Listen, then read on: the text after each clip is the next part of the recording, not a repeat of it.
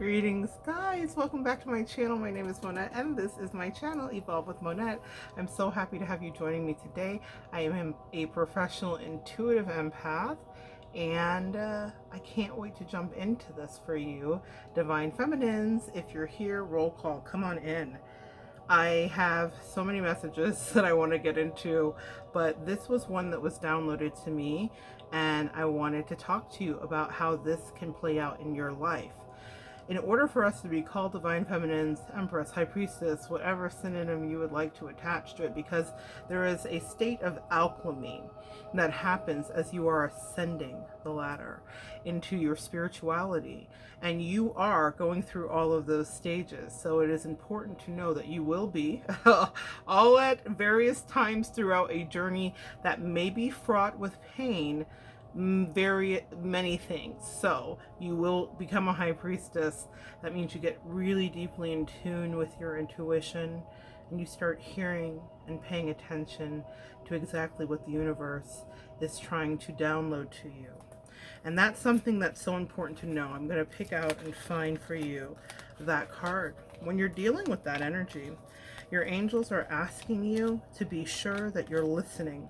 Because if you're going through pain, what you will deal with is this ability. You get this magical ability to process your pain, transmute it, alchemize it, and turn it into something that benefits you so greatly. And High Priestess, when you see it in tarot, in a traditional deck, it can sometimes be a bit off-putting because it feels scary, maybe a little ominous, but it's not. It's something that can, if you do not ground yourself, which is where the Empress energy comes in.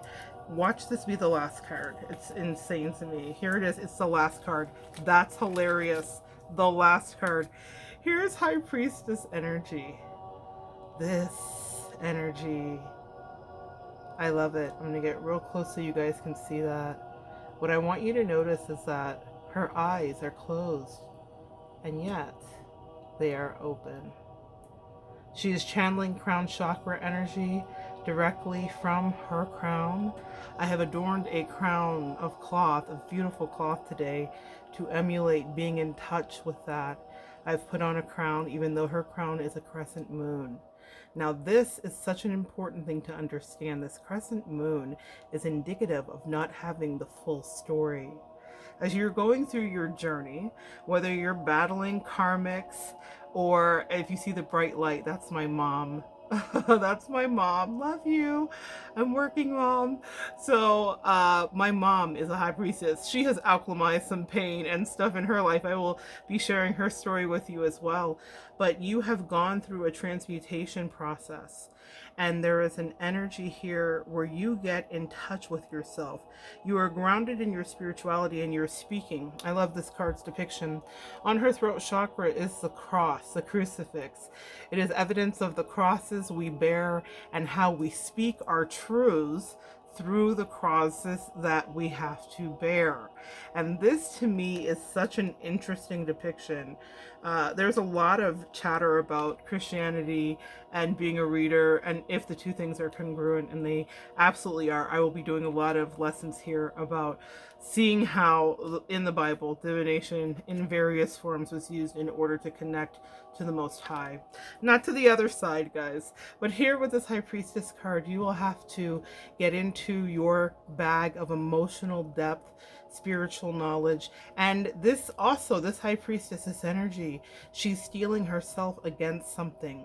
The thing about being a high priestess is you will be privy to the fact that things are shifting, and it can leave you with that yucky feeling when you have an idea that maybe you might get into a fender bender or something, or maybe a car accident. Maybe you'll think, oh my goodness, I'm having this premonition, or you're worried about one of your kids. But what turns out to happen is it's something much, much smaller and more minor. But do you know that feeling that you carry within yourself for weeks or days before it happens? This is the feeling and the energy that the high priestess is embodying.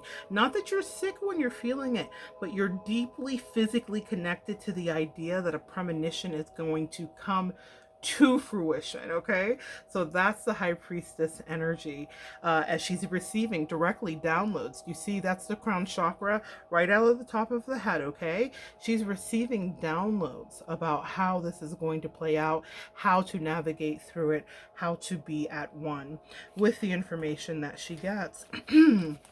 The other thing that is of import here, and I'm just going to use this. This is a water sign card of Cancer, Pisces, Scorpio. Can be used in any of these. Most often, I do believe, associated with Pisces and Scorpio. What I will say here is for the Queen of Cups, intuition as well.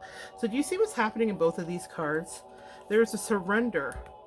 There is a surrender to the higher power. There is a surrender to trusting that you are receiving divine downloads. There is a surrender to knowledge that is esoteric and beyond you, that exists in the 5D. These two women have left this 3D realm, but we must be grounded in our approach to Divine Feminine. You cannot approach doing any kind of spiritual battle or warfare without knowing that you must be grounded.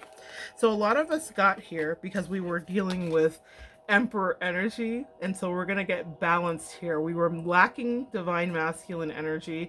We were maybe overcorrect in our divine feminine energy. Divine masculine may have been what brought us here, showing up as the emperor. For every emperor there is an empress. Let's talk about the Empress and her function in your life. Now, the Empress is here to ground you. If we're thinking about having all of the elements, you know, earth, wind, fire, the Empress is earth in all ways. The Empress is creation. Isn't that us, Divine Feminine? Whether you are with child as we speak, congratulations, new mamas that just found out in the last 24 hours. Whether you are with child, whether you have birthed children, whether you have birthed a childish masculine, come on, don't make me talk about it. Whether you have birthed a business, an idea, a new era, whether you have birthed the end of generational curses, have you birthed the end of poverty and lack consciousness? Come on, Divine Feminine. What are you birthing? What are you bringing forward? This is the queen that is grounded and down to earth because she has been through some of life's trials here on this earth. I love that the earth is represented in her belly. We are the world. We are also the children. And the energy that shows up here in this card is one that means that you can protect yourself because there is an earth magic and earth energy that you are imbued with. This Empress and the Queen of Cups highly dealing with moon energy, new moons and endings and beginnings, moon cycles. So that's the Empress energy that comes out there. So we have that kind of sensitivity there. Those two cards for me represent what it is to go through this journey of evolving and transmuting pain. There's one more that I find quite profound, and I want you to understand what this is. This one just shakes me in the best way. This, my loves, is the Holy Ghost. This is surrender. This is when we let go and we say, I cannot control this thing. That is, after all, what our soulmate journey is about. It is not about controlling it. It's about letting it go and getting in touch with who you are, and being comfortable with who you are and loving who you are. Really, really, really loving who you are. Not just being okay with what you have conditioned yourself to think you should be, or what your tribe and outside energy that was foisted upon you has conditioned you to believe that you should be. There is a surrender in our struggle. There is a surrender in our pain. And it's something that I want you guys to get a real strong hold on. There is a surrender in our struggle. There is a surrender in our pain. And why I love this energy of the Empress is because there's creativity also in our struggle, right? So the card that caused me to do this emergency read tonight fell out as I was getting ready to do something else completely, and it's sensitivity. Divine empaths. Well, that was a Freudian slip that I guess my angels meant. Divine feminines and empaths, all one and the same. Light workers, intercessory prayer warriors. The card says this. This is an angel card. Your sensitive feelings, Archangel Gabriel as well. So this is communication and creation. Archangel Gabriel, ironically enough, wow, I did not even plan this. I have goosebumps. Archangel Gabriel also happens to be the angel that is dedicated to mothers and children. Archangel Gabriel was the one who made the proclamation to Mary, "Behold, I bring you good tidings, for unto you this day." Come on. Unto you this day, what has been born, Divine Feminine? What new joy has been born? What new idea has been birthed? What new thing is leaping in your belly that you must incubate, protect, and push out? Come on. What is happening? So, this Archangel Gabriel card talks about your sensitive feelings are your muse and inspiration for your creativity. And we come full circle. Your creativity and your sensitivity are directly interlinked. And if you are not careful, you can allow people who do not know what the calling is on your life or what the mission is that you were sent here to create, to try to squelch or squash down your possibility and your expression. We live, for those of you watching that are in America, in the country where free speech proudly exists.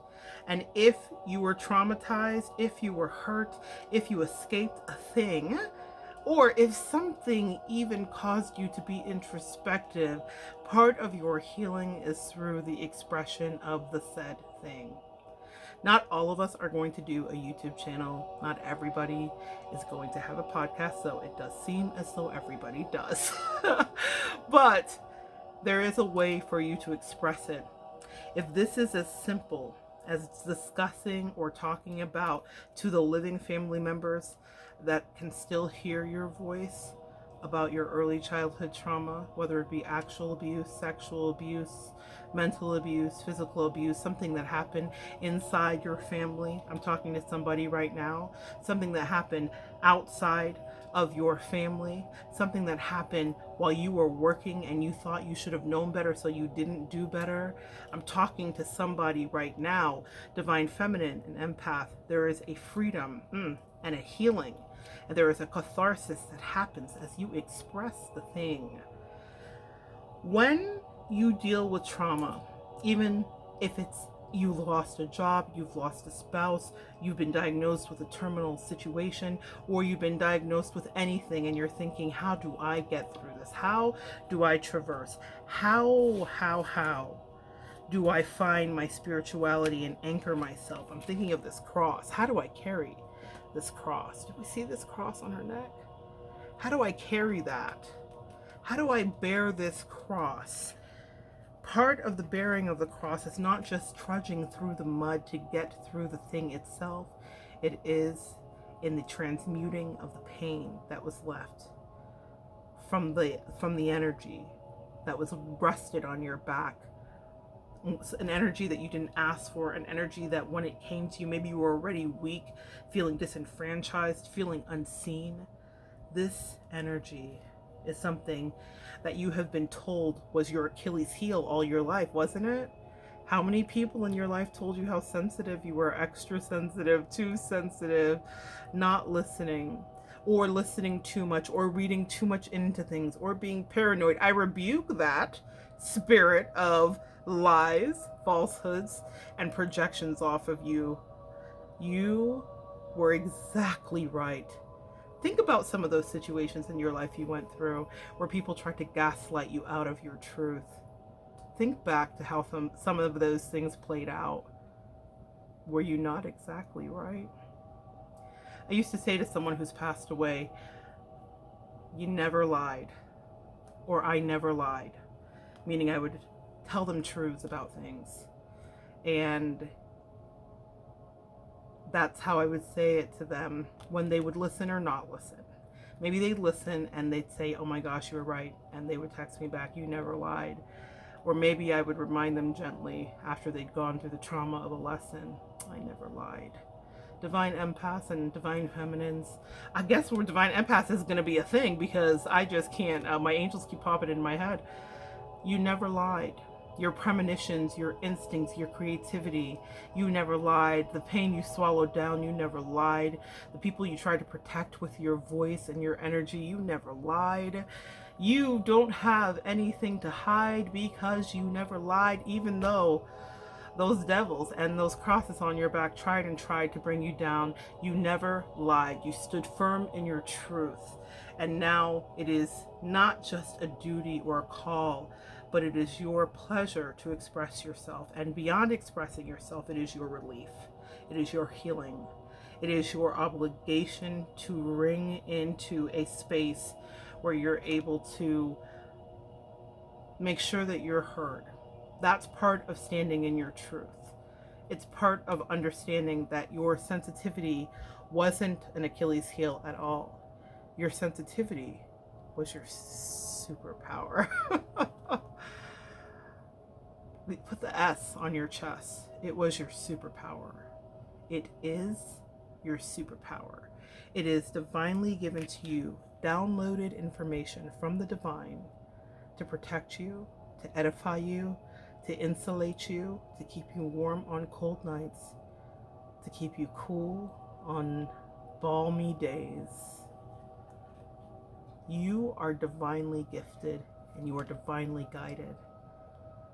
And if you can become the great alchemist, you can transmute that pain. Let it be your muse. Let it lead you into creation. And you will be able to step into a place where you birth something that astounds not only you, but the whole wide world. So happy to share some energy with you today. Divine feminines, divine empaths, whomever is here, divine masculines, karmics that are... What are the karmics doing now? I don't even have the energy. Come back. Join me next time. We will continue to evolve together.